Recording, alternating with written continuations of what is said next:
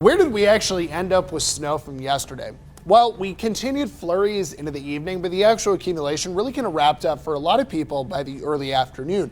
Canyon City was one of the top spots of 5 inches. I'm pretty happy with our snow totals, but we were a little bit surprised by Canyon City and Pueblo. We had about 1 to 2 inches more than expected there. And again, fluffy snow stacks up well, so it just gave us a really big boost. And the Arctic air didn't let snow melt. That's kind of the November snow trick here. Usually we still factor in melting, but it was so cold yesterday it stuck around. Palmer Lake 3 inches, Pueblo West about 3.5, Pueblo around 2.5, and then Colorado Springs we kind of ranged 1 to 2 inches across town. I think some people more, some people less. It was like a dead on 1 inch at our studio. It's a dangerously cold morning this morning behind all of that snow. It's crunchy snow because it's so icy out there. Now the side streets and our neighborhoods, those will be the areas that we see a lot more of the snow that's collected. A, there wasn't snow melt put on them. B, if they weren't cleared right away, the snow didn't melt yesterday, so it just kind of stayed on the roads. It compacted, got a little icy. We are going to see a warming trend the next couple of days. Today will be warmer in the sunshine, but Thursday and Friday will bounce back to the 50s before a cold and breezy Saturday.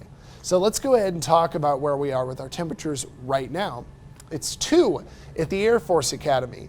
10 around Monument, Black Forest is 10 as well, 12 from Cimarron Hills down to the airport, 7 in Falcon and Peyton, and we're 8 in Fountain. From Fort Carson to Pueblo, 5 in Pueblo, 6 Canyon City. I know Highway 115 is a pretty slick spot, 7 in Trinidad, more single digits out across the plains, and then 2 below in Alamosa.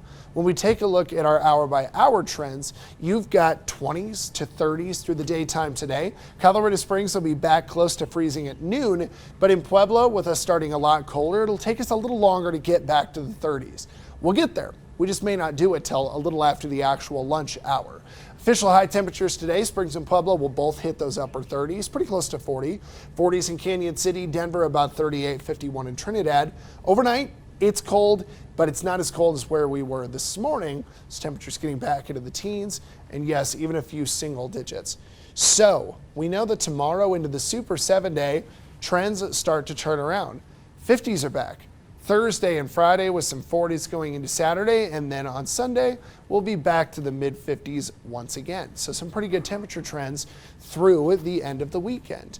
As we look at the breakout here, Friday, we're trying to time the cold front. I think we'll hit the mid-50s before the cold front slides through, so it will be colder at the end of the day than it is maybe by the middle morning, and we will have some fresh snow on the ski slopes for a Friday weekend of skiing.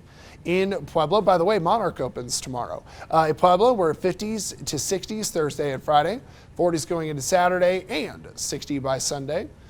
Canyon City, not a huge change here, mid-50s from Thursday to Friday, 50 on Saturday, and then about 58 Sunday. With Woodland Park, pretty chilly, and the only chance of flurries is probably late next Monday night.